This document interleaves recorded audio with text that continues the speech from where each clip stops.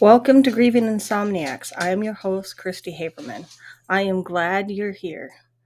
Thanks for being a part of our community. A few disclaimers before we get started. I am a licensed therapist. However, this podcast is not to be considered mental health therapy or counseling.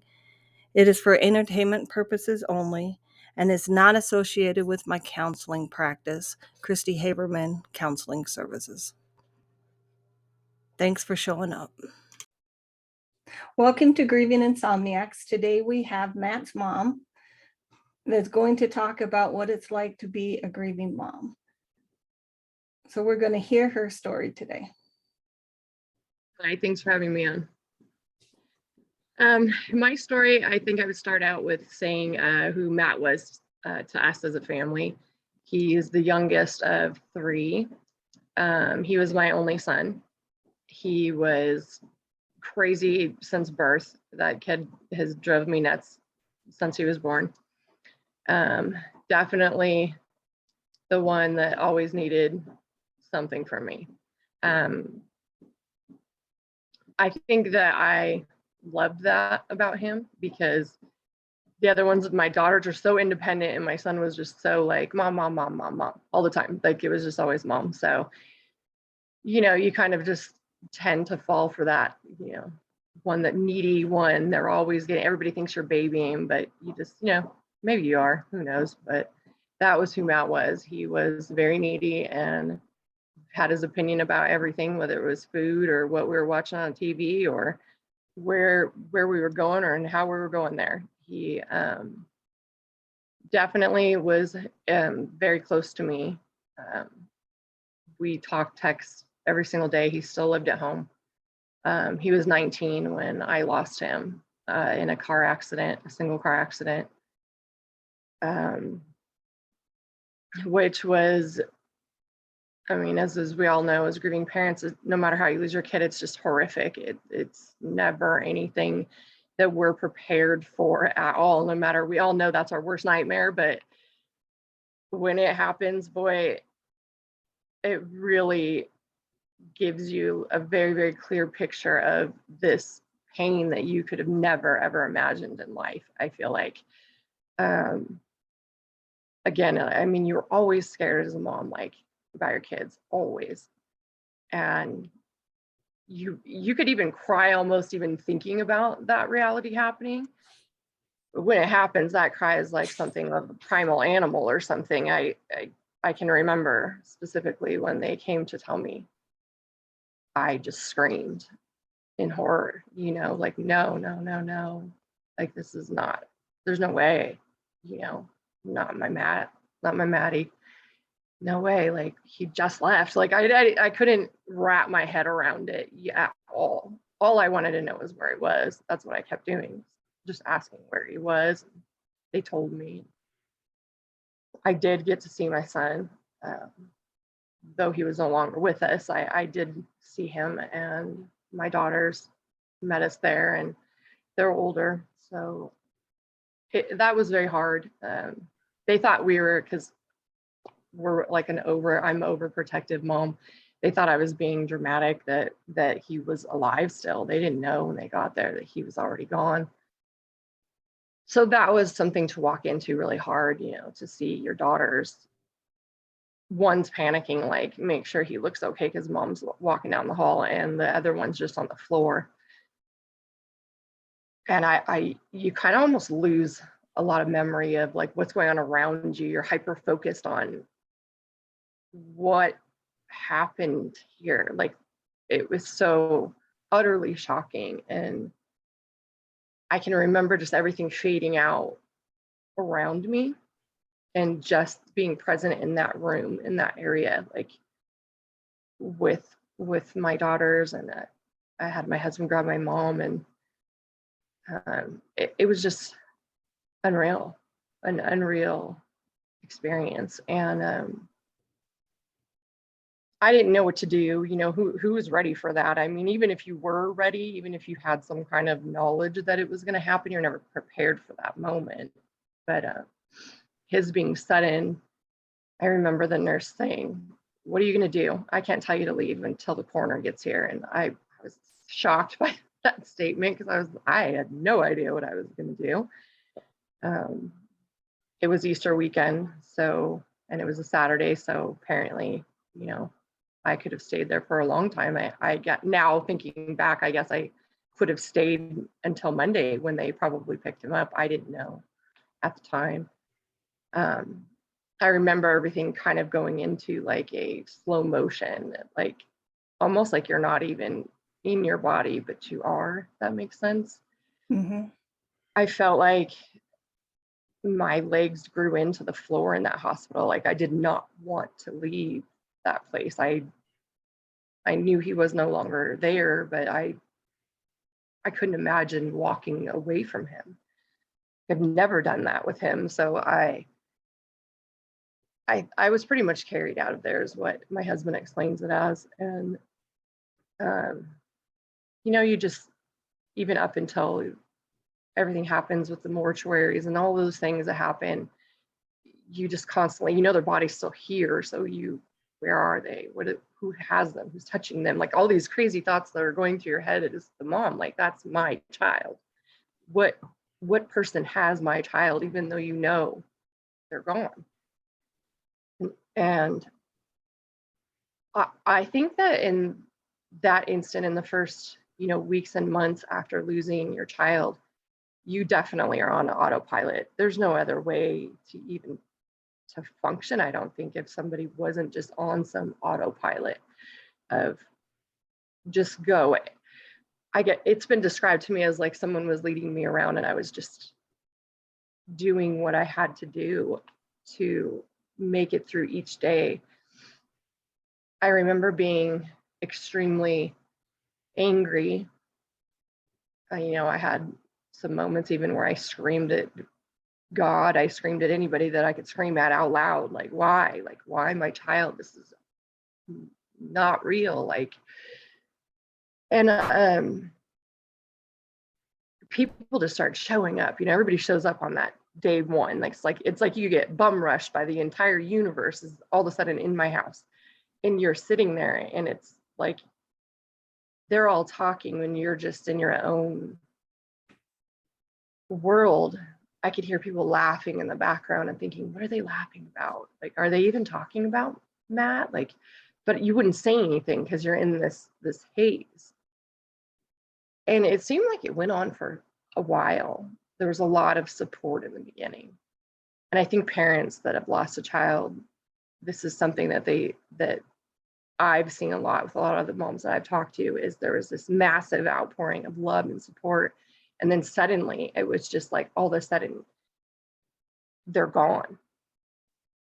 And you're just sitting there going, where did all the support go? Where did everything go? Like, where did everyone go? They went back to their lives. They went back to their normalcy when we don't have that now. We don't have normalcy. Like we are still in that moment forever.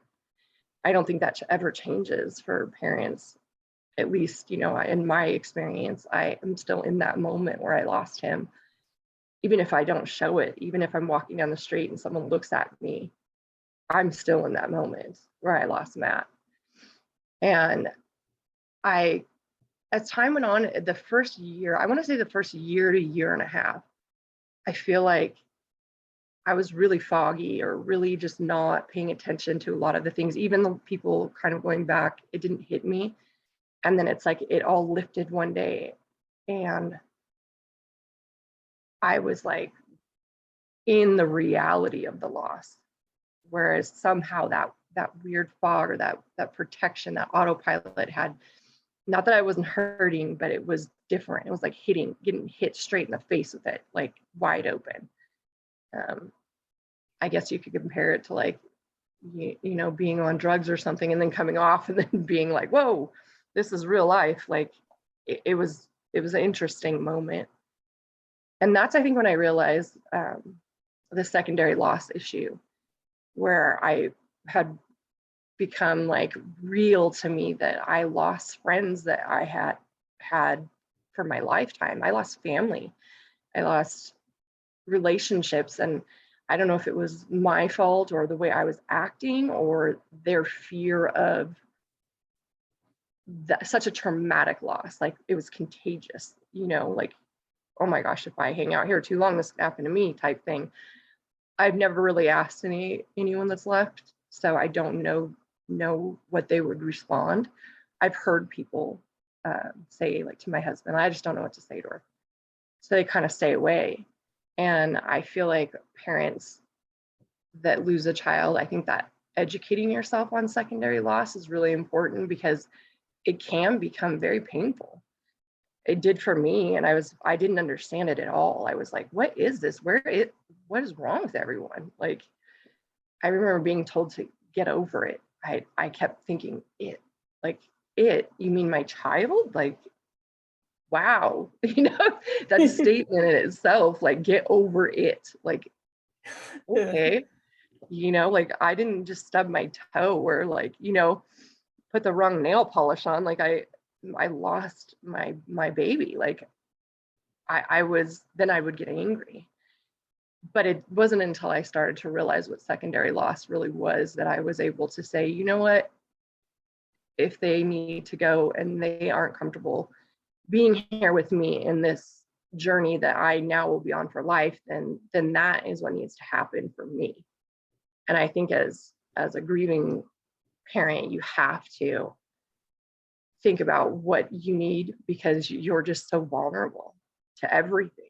I mean, every statement can trigger something. So I think we have to protect ourselves. And I think if those people need to leave, I think we need to kind of let them go. If they come back, they will. But I would definitely suggest looking up secondary losses and investigating that further if you unfortunately are in our position. The next thing that I noticed is, I mean, in the beginning, I actually recorded myself. Like, sounds really weird, but I thought I was gonna like find some like great reveal. I couldn't believe it. And when I rewatched these recordings of myself, I'm like, what was I doing? I had no clue, but I really thought there was gonna be this reveal of why I lost my child. Like, why me? Why math? Why this? Like, I was gonna be able to give everyone the answers they needed. It didn't happen. What I realized is what I needed to do and how we met, you know, through Instagram is just share my journey with other people that are grieving in some way, hoping that it will help them on their journey, or giving them someone to talk to that won't judge them or think, well, you're crazy, or, you know, I can't believe you were doing that, or you need that safe space. And I think when I looked back, I was like, wow, I really thought there was going to be this great reveal, and there wasn't. And now with the parents that I talk to, I realize that everything that I'm feeling is very normal in grief, especially isolation. You start to isolate yourself, like your loss of identity. Like, I mean, who are you? I can remember dressing business professional every day, hair done, heels, all this stuff. Heck no, after I lost Matt, I was like, jeans, sneakers, and you're lucky if my hair's done. Like, that is it. Like, I have no energy for that anymore. And I mean, sometimes I'm like, that's sad that I don't feel like doing that anymore, but I guess I just, didn't become important to me anymore. It was like I started to see the world through a different set of eyes. Not that I don't think looking good and dressing nice is wonderful, but I was like, in the big picture of things, as long as I'm showering and I'm clean and I'm decent, I don't need to go, you know, putting on stilettos every single day, you know, if I don't have to do that. So that changed me. My whole identity of who I was, it changed. I can remember caring before Matt died if I didn't have my makeup on and I answered the door. Afterwards, I was like, you're lucky if I'm not wearing his clothes and have my hair done at all. I will still open the door. But it changed me and the identity of me completely. I think that finding people that, like I was saying, you can have support with for grieving parents is extremely important. And I've said before, I mean, whatever works for people, therapy, grief therapy, or counseling, if that helps them.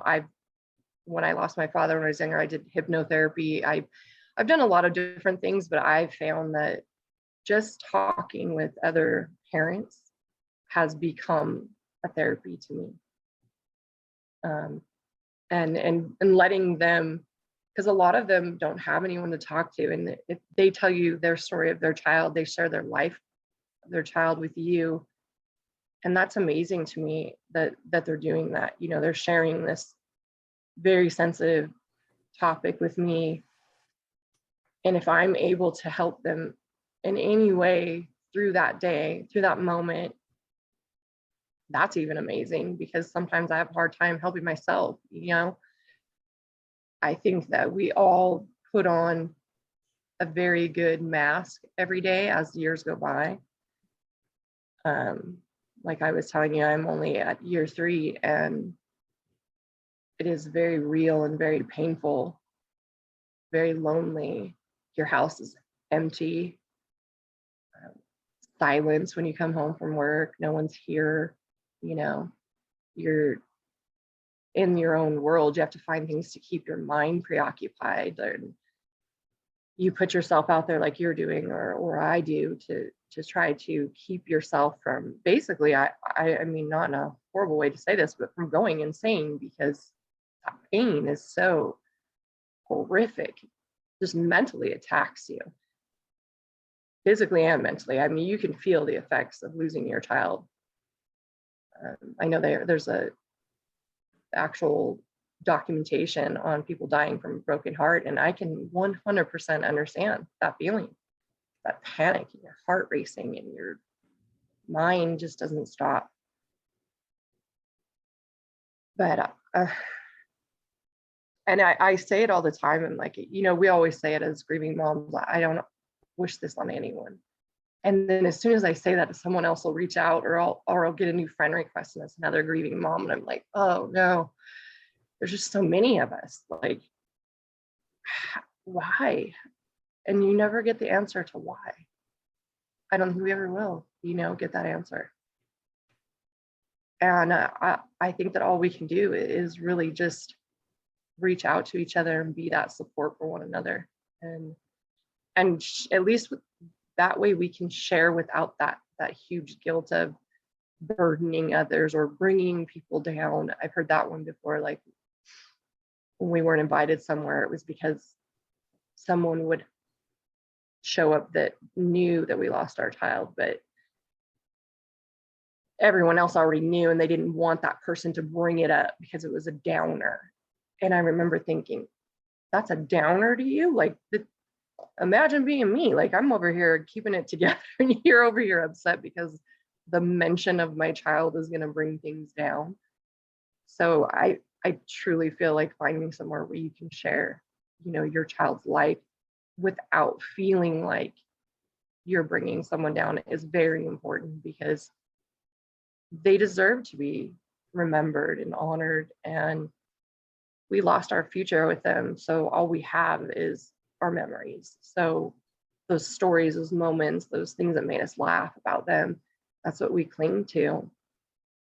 And I definitely think that other grieving parents need to know that just because you remember the child you lost doesn't mean you don't love your other children. I've heard that one a lot of times too.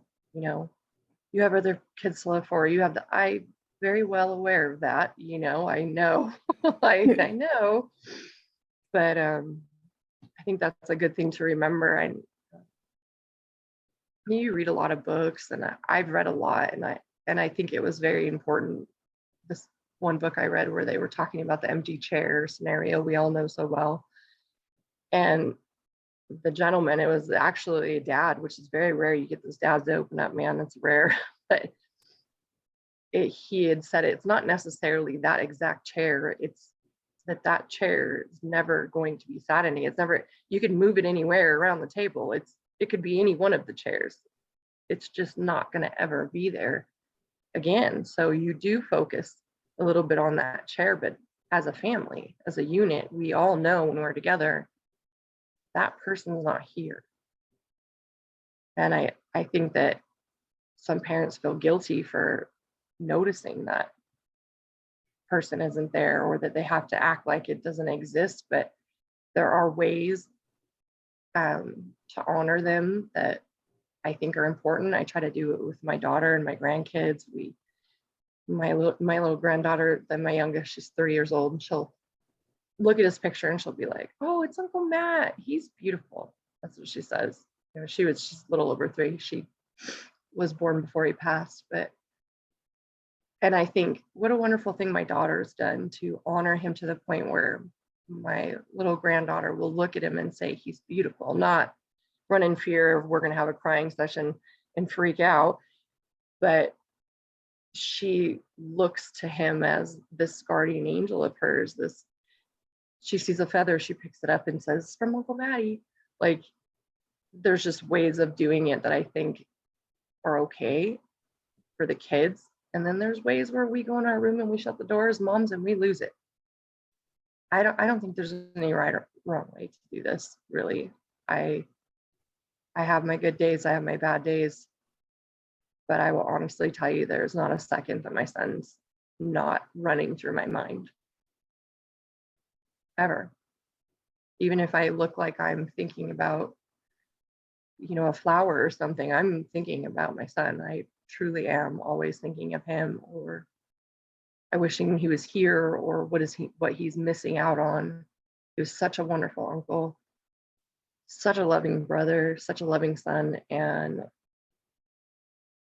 as a grieving parent to another grieving parent, my best advice I guess I could give is support, and knowing that you're not crazy, and this is really, really horrific journey that we are on. I told my husband one day, I said, it's almost like we're like in a war zone or a battlefield, but we don't know it. If I could just lift the veil and see all of the other parents doing the same thing I'm doing, how sad is that, for one? But we all are actually on that same journey, and we all handle it differently. We all do it differently, but there's so many of us. It really is, and I hate that, but I think that's one of the blessings of social media. No, it's true. I randomly started a private Instagram because, don't let anybody know how you're grieving. Hide that. Don't let your kids know that you're hurting this bad, or where they think you're obsessing over this or that. I made it private, and I've been shocked at the amount of parents that I have met that actually thank me for sharing Matthew, or some have actually called me brutally honest and then unfollowed me.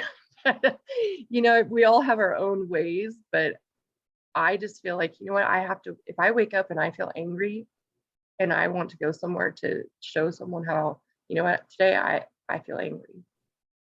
And this is the emotion I'm going through. It's kind of journaling in a way too for me, getting that expression out, but being able to have another mom say, "Oh, I needed this today," or, "I'm here with you," or understand where you're coming from. Social media is definitely helped in those senses, how we meet each other. And we do need each other for sure. Yeah, 10 years ago when Christopher died, there was not the support that there is now. Yeah, I could imagine that. Yeah. Very hidden. Well, I was talking to strangers in the store. I was so desperate and so lonely. I was talking to strangers in the store. In that word, I called it word vomit stage, where you just told everyone. Yep.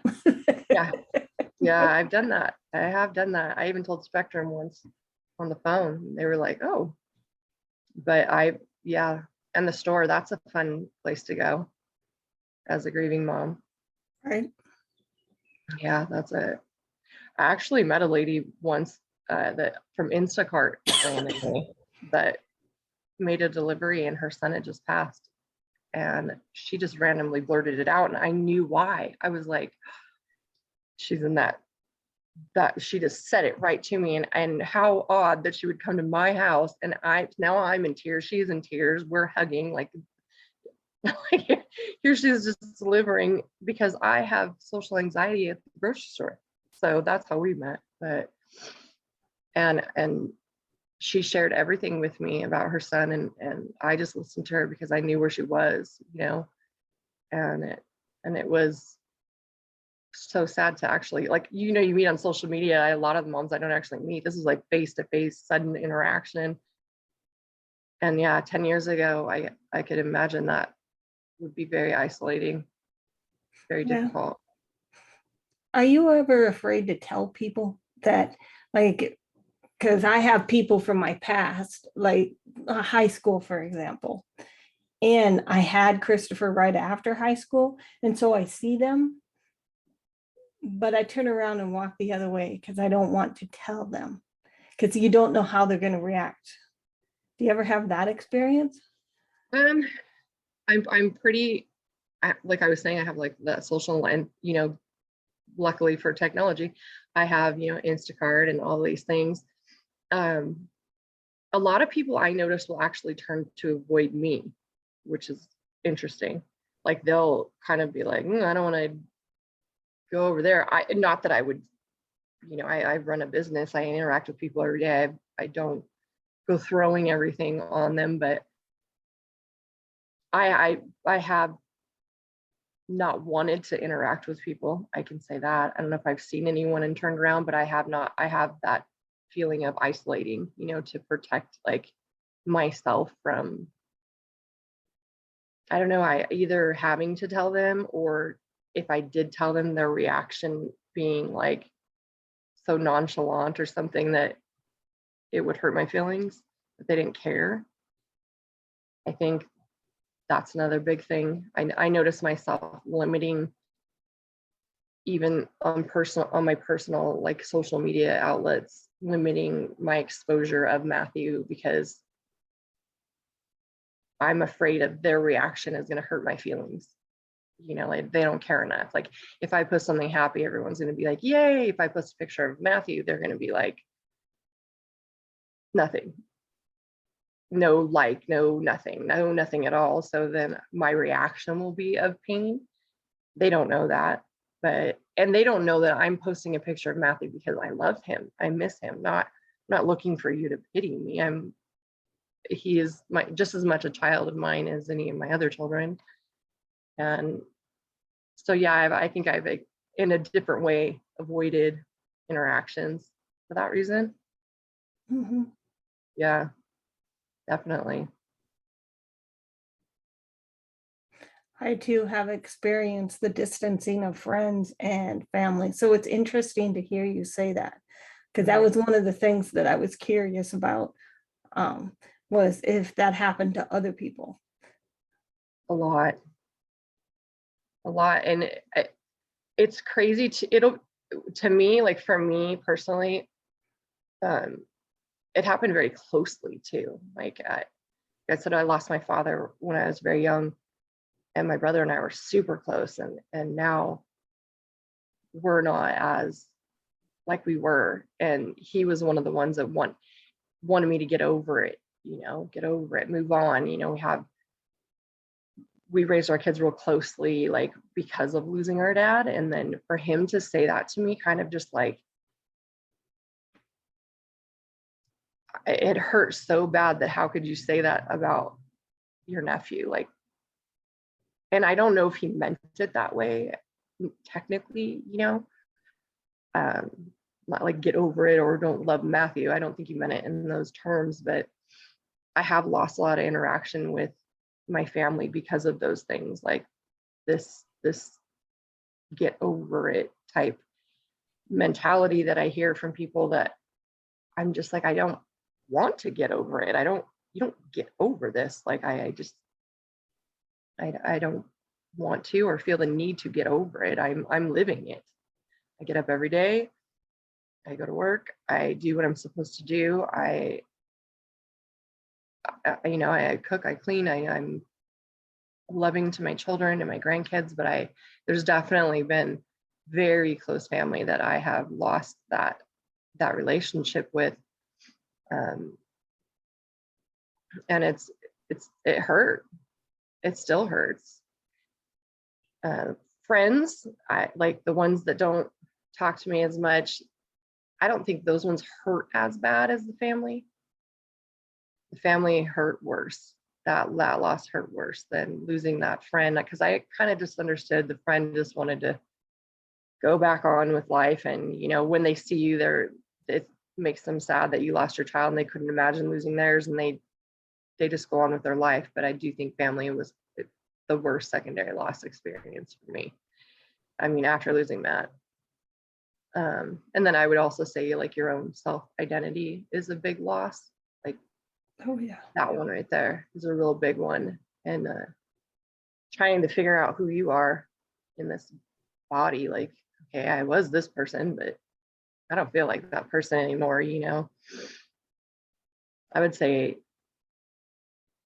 anger has become like an issue that I've noticed that I never noticed in myself before. I'm not saying angry in the fact that I'm going to go punch someone, but like this, like, oh, just frustration, like, and it's over. Nothing happened right now. It's just that I think that because I lost my son and that this is now my life, I think that makes me angry. I'm not thinking at the time when I'm getting angry, but I know that deep down that's where it's coming from. That's the spot it's coming from. Instead of crying or something, I'll just feel like this, like, need to just be mad at something for no reason, but that's where it's coming from. Yeah, because sometimes I want to escape it. That's the thing that, if I could just put it down for a while. Mm-hmm. And you can't. You can't. And what I'll notice myself doing too is either overworking, like work all the time, because why? Because my mind's staying busy, or I'll find myself doing weird researching things or anything to just keep my brain moving in some kind of a way, because when I stop, it's going straight to that moment, those visions, repeating it, like, PTSD for sure, going on in your head, what you saw, what you experienced over and over and over again. So I find you do start to either like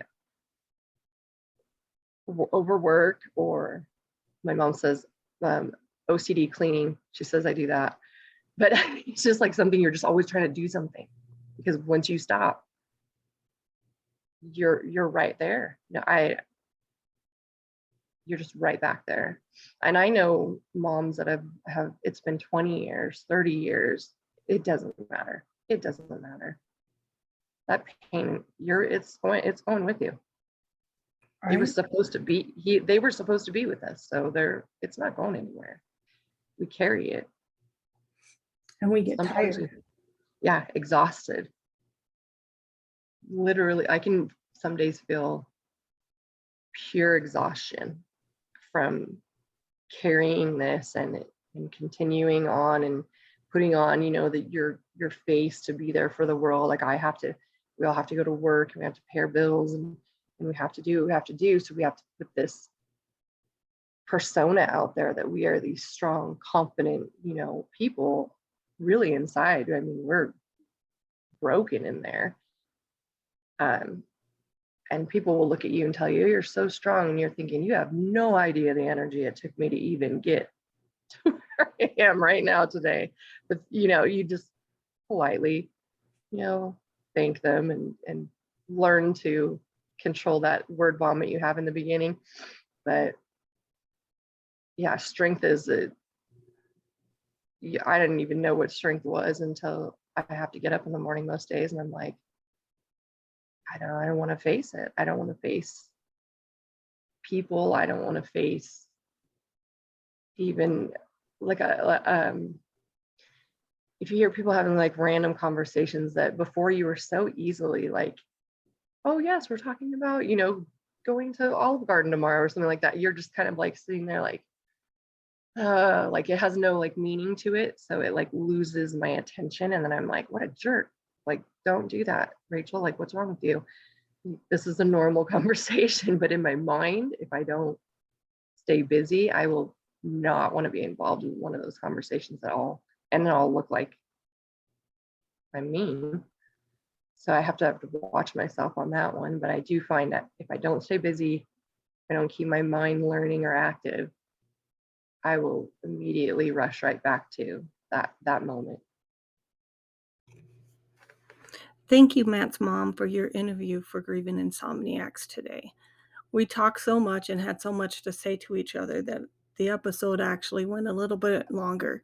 So our interview with Matt's mom will be spread out over 2 podcast episodes. This week, we talk about the story of Matt, some of the things that she would like other grieving parents to know. I know I appreciate the conversation. It helps normalize some of the things that I went through, which is one of the goals of my podcast. I hope it normalizes some of the things that you're currently going through. So once again, thank you for Matt's mom to coming on to the interview. You can find Grieving Insomniacs on Apple Podcast, Spotify, Anchor, iHeartRadio, and Google Podcasts. Please like and subscribe. It really helps my podcast out. And give me a follow over on Instagram and on Facebook. I also have a website, christyhaberman.com, where it lists also all of my other podcasts. And you can check out more of my story on amazon.com in my book called The Solitary Journey Through Grief. So listen in next week to hear the second half of Matt's mom's story.